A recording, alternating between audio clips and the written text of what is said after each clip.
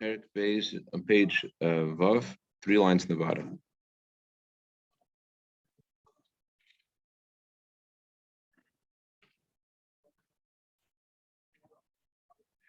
So yesterday we learned that the neshama is called a part of Hashem. Why is it called a part of Hashem? Because all neshamas are called Hashem's children. And just like a child comes from the brain of the father, the brain of the father is a source of the tipa, of the zera, of the seed that the child is born from. So just like a child comes from the seed of the father, so too a neshama come and the seed comes from the moyach, from the brain of the father. So too neshamas all come from the chachma of Hashem. All souls come from the chachma of Hashem, and Hashem and his chachma are one. Since Hashem and his chachma are one, therefore we could say that every neshama is a part of Hashem, because if a neshama comes from chachma, and the chachma and Hashem are one, so too the neshama is. So the neshama is a part of Hashem. Hashem's chachma and himself are one. Hashem comes from chachma. So Jew and Hashem are one. So if we all come from chachma, we should all be the same. So why aren't we the same? That's Altaba's question. Let's see inside. And even though there are myriads of levels within the neshamas, next page, higher and higher, without any end. For example, the great virtue of the neshamas of Avram and Yaakov and Moshe, it far surpassed the neshamas. On the neshamas of our generation, the Ikum Mashiach, which are called the heels of Mashiach. We learned yesterday that simple meaning of the heels of Mashiach are that we are from all the neshamas have some connection to the neshama of Mashiach, and the Ikum Mashiach, the lowest generation, they are connected to the heels, the lowest place of the lowest part of Mashiach's neshama. Shehem mamish, they're literally the level of the heel, and they have no comparison to those souls which are called brain-like neshamas, to those neshamas which are associated with the head of Mashiach. So you can compare the neshamas of our generation, the neshamas of Avram, Yitzchak, and Yaakov, Moshe Rabbeinu. So how could we say that we are all from the same place? We all come from Hashem's chachma. If all from Hashem's chachma, so how come we weren't all born with the same level of neshama? There's certainly a difference between the neshama Moshe Rabbeinu, neshama Avram, Yaakov, and our neshamas. Why are we saying that we all come from Hashem's chachma? If we did, we should all be the same. Every generation should be the same. Not only should every generation be the same, but within every generation, we should also see a similarity of every soul. But really, we don't see a similarity. V'chein, Altab is going to say now, even within every generation, not just there's a difference between Moshe Rabbeinu and us, but even within this generation itself, there are many neshamas which are far beyond head and shoulders, way beyond all the neshamas.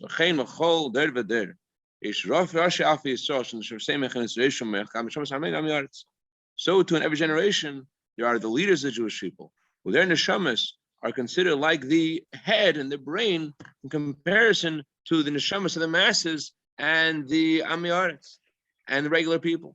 So the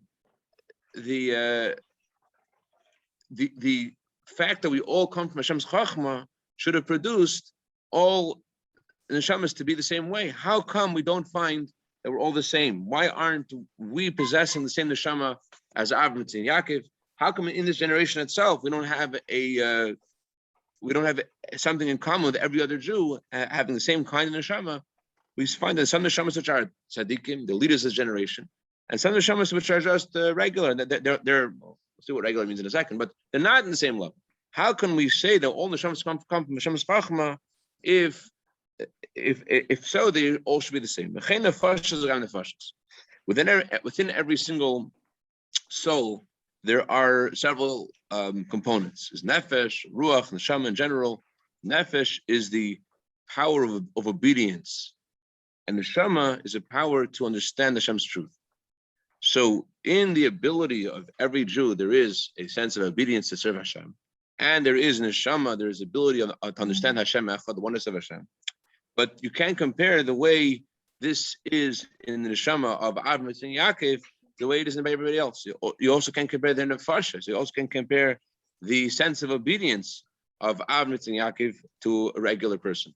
Later on, in chapter 34 in Tanya, the author speaks about how the neshamas of Avram and Yaakov are called a chariot to Hashem's will, and how they never stopped their entire lives, even for a moment, from doing what Hashem wants. There was never a moment in their lives, there was never even a moment that they stopped listening and obeying Hashem.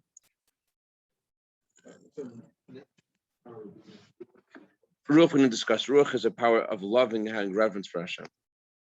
So why do we find this distinction to one soul and another if all souls come from Chacham? So the Alter answers like this. Before the answer,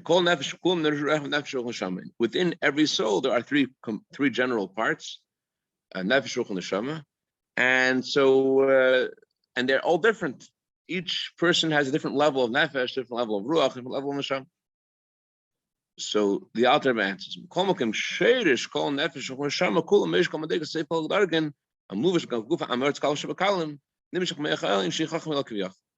all neshamas, from the highest neshamas to the lowest neshamas, they all have the same source. Even the neshamas which are vested in the body of the Amei Haaretz, the Kal Shabakalim, those who are the most irreverent, they all come from the same place, from the Chachma of Hashem, even the lowest levels. The Alter, if you notice, he switches in the mid-sentence from Aramaic to Hebrew. He says, Mireish kol madregas, the highest of all levels, Ad Seiv kol dargin, the lowest of all levels. Why does he switch from Hebrew, which madregas, to dargin levels? So the answer is that the Alter wants to talk about the great spectrum of souls.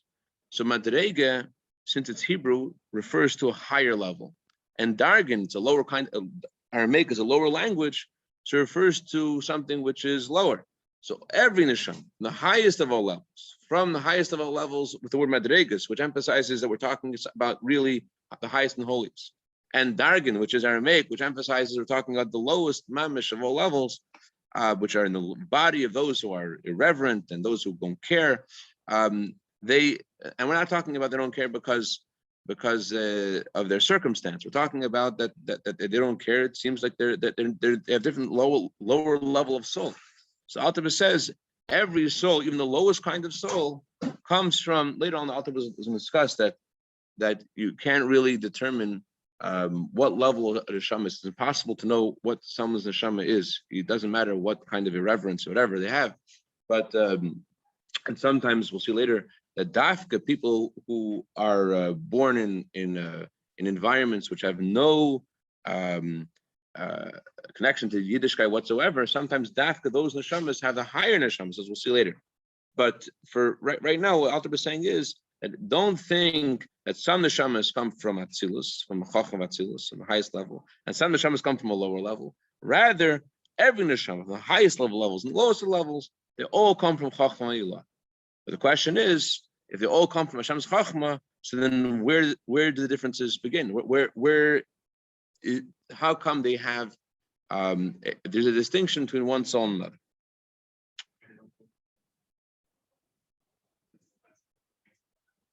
Godly soul.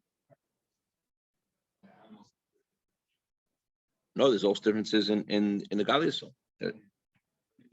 All souls come from Chachma, but they don't stay in Chachma. There are some neshamas which are called the neshamas of Bria, neshamas of Yitzira. That's their location. They come from these worlds. This neshama is associated with Asiya, with Bina, with Das.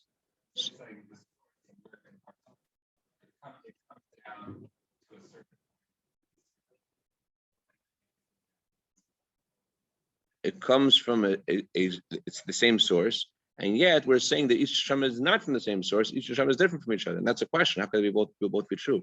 How can all come from Chachma, and yet we're not the same? If all originate from Hashem's Chachma, how come one neshama is associated with the lowest level of Malchus of Asiya, one neshama is associated with Chachma Atzilus?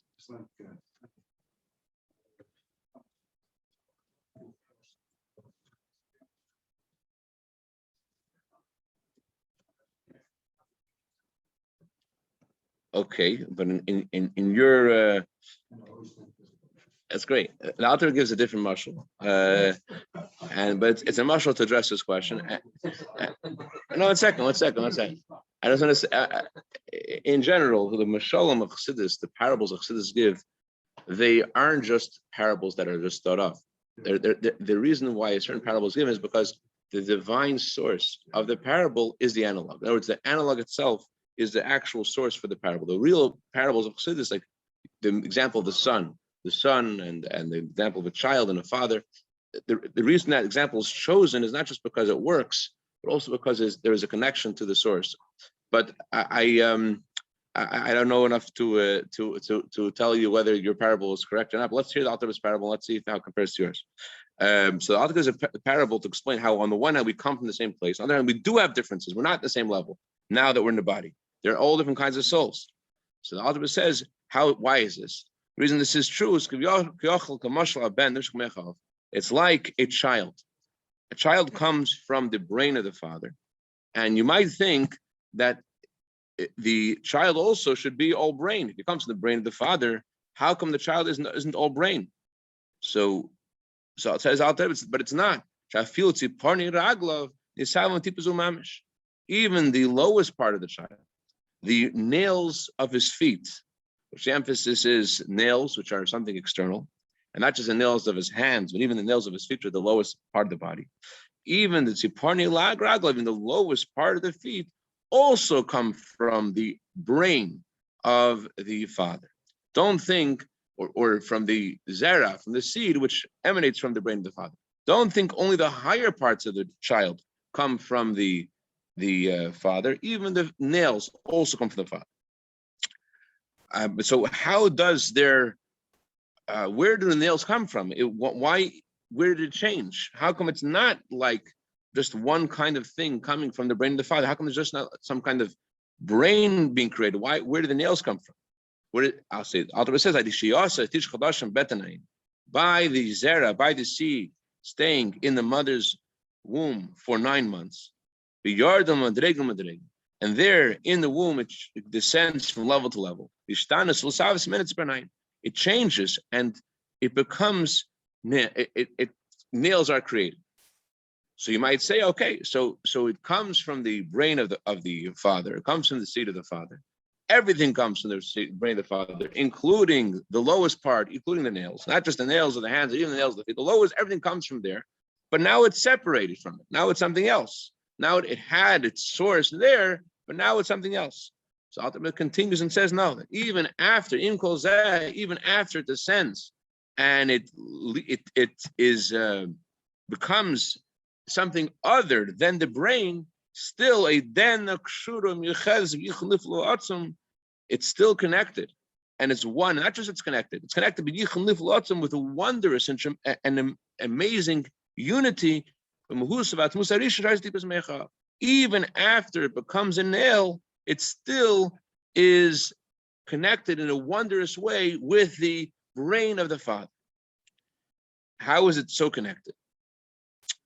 It's changed a lot. So why are we saying it's still connected?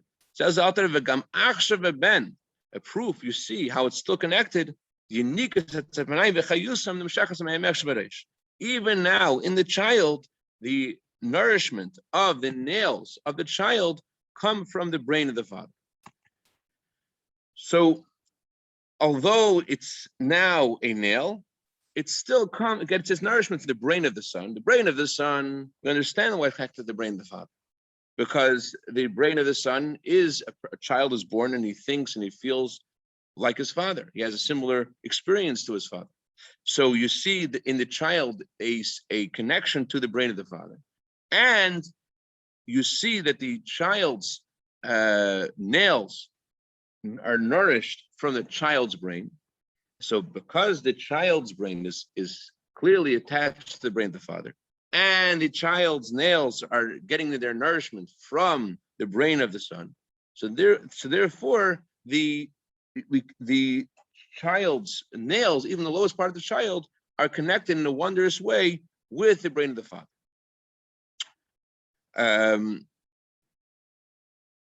So two things. Number one is that it comes in the same place. Every part of the body of the child comes in the brain of the father.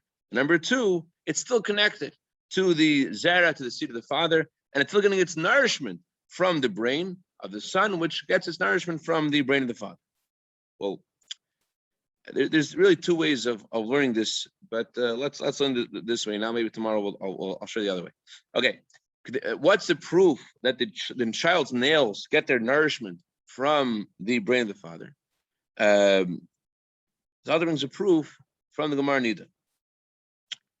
As it says in the Gemara Nida, Sham means the Gemara we mentioned before. The Alter is alluding to, is referring to the chapter 1 in Tanya, which begins with the end of chapter 3 in Nida. It says in Gemara Nida, that from the white, meaning from the seed of the father, comes the veins and the bones and the nails. And so we see clearly that the zera, the seed of the father, is what produces the nails. And all another proof, it says also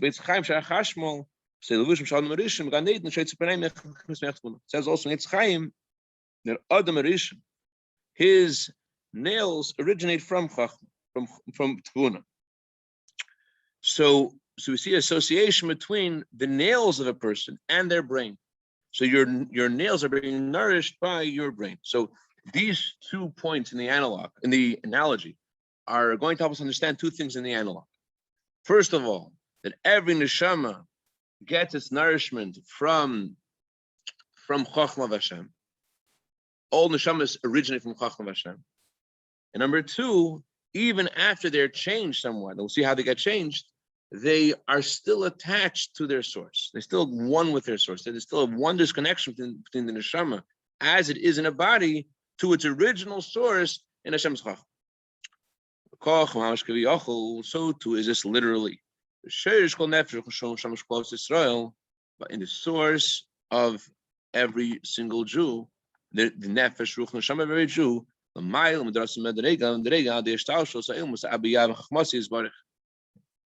all neshamas originate from Hashem's Chachma.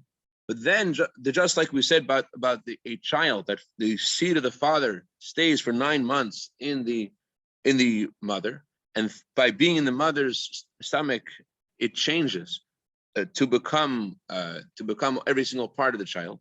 So too, the neshamas and the ruach and the shama of all the Jewish people does originate from Hashem's Chachma. But then it descends from level to level through a chain. The word hishtalshelus is connected to a chain. So just like a chain, there's different rings in the chain, and the higher part of the lower part of the higher ring next to the higher part of the ring beneath it. So too, each madrega, each level of all these 4 worlds, Vatzilos, Bria, Tzia, are all connected to each other, and there's a descent from level to level until it produces the every single kind of soul. So similar to the gestation period of every baby, so too every neshama has to travel from level to level until it reaches the world. It says in the pasuk, everything's created by Chachma. It means that even the neshamas, which are from Yitzira, Asiya, they all come from Chachma Atzilus. So why are we attributing each neshama to a different level if they all come from Chachma? Because they may originate from Chachma, but they travel through different places, and the way they stop in those places, depending on how they stop, that's where their location and their classification is determined. Are you an Angelino? Are you from Chicago? Are you from Israel? So you may come from one place, but you may have been changed by your location, and not just that you're in your passport. You can get a American passport, but you're actually very American. You're very Californian because of what you do and how you do, and so in a similar way, all neshamas originate from Atzilus, but the way they come to this world is different. The term Chassidus gives is mavir neslapshus. Mav means to pass through. Eslapshus means that you become connected to the place that you're in and affected by the place you're in. We discussed a few weeks ago the difference between Nachmanides and Maimonides' opinion about the Beis Hamikdash. The Beis Hamikdash is a holy place, but why is it a holy place? What's holy about it? Is the holiness of Hashem just superimposed in that place, or is the place itself a vessel for the holiness of Hashem, and it becomes contained by the physicality, the materiality of the stones of the Beis Hamikdash, and it's held by those stones. It's part of the stones. Is it so? So the analogy this gives is the way the mind rests in the brain versus the way the mind rests in your hands. You're able to think. Your brain houses your mind. Your hands are also able to transmit information from your mind to paper. So what's the difference between the way information is stored in your mind, the way information is in your brain, the way it comes into your hands? Your hands don't have any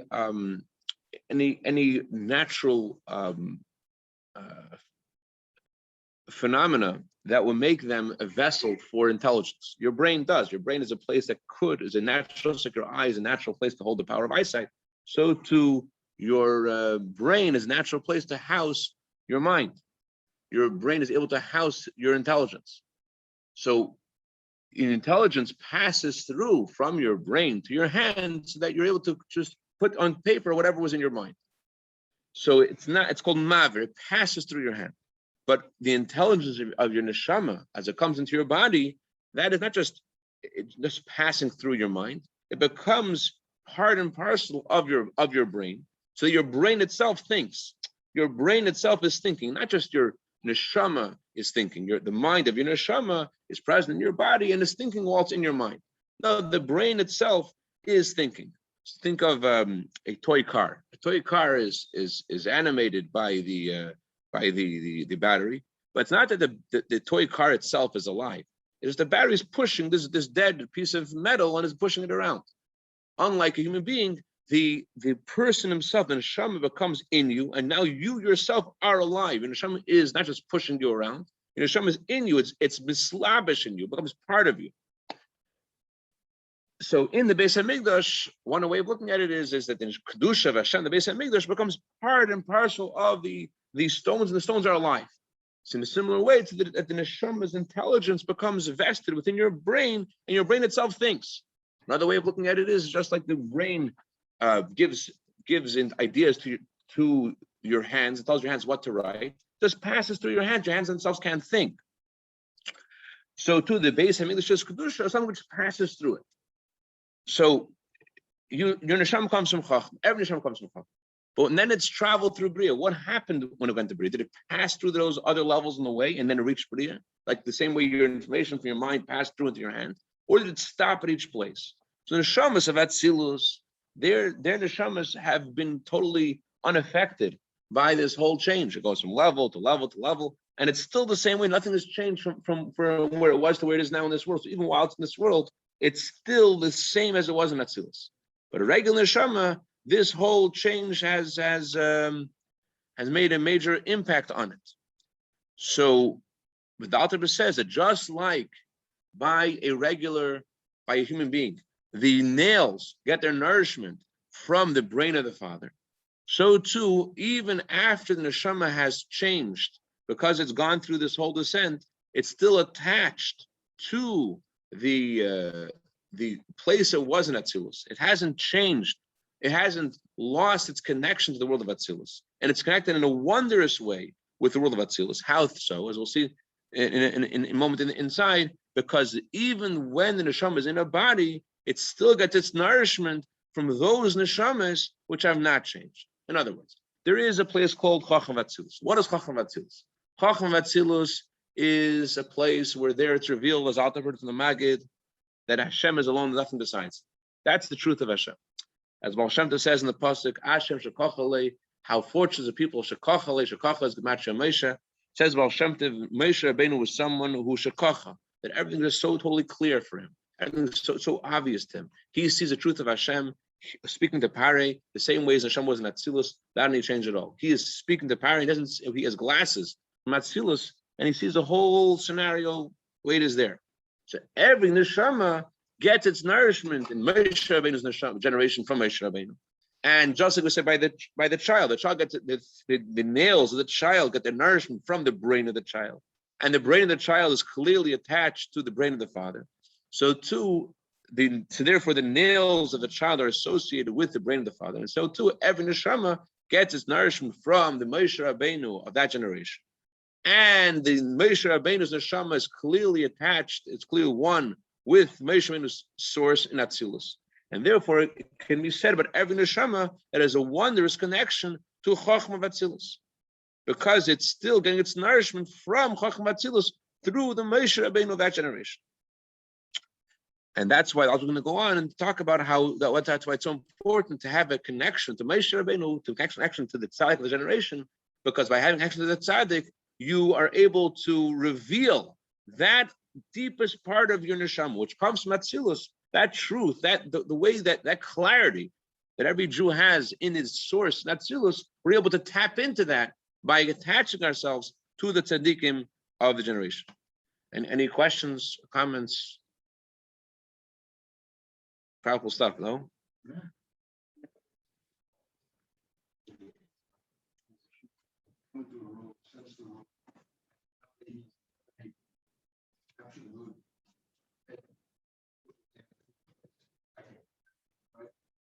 Same way, thing goes, and he's there with his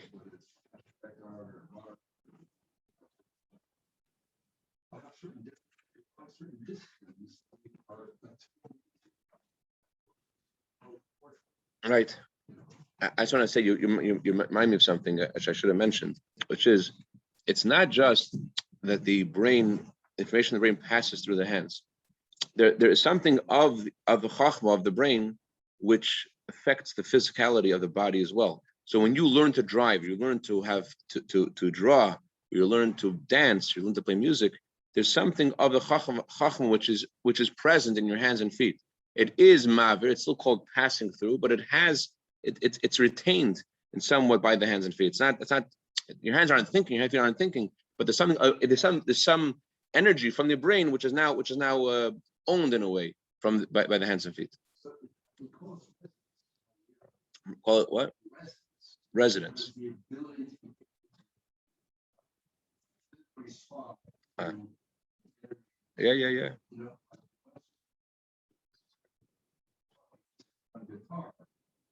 Strings which you haven't plugged, still making very small vibrations in the low frequency of the daughter. Right. So it comes from the Hashem giving the energy to the Chachma, to the Tzaddik generation, but it affects all the other neshamas, every neshama. But imagine if you put the strings closer together. That's what I was saying. Right.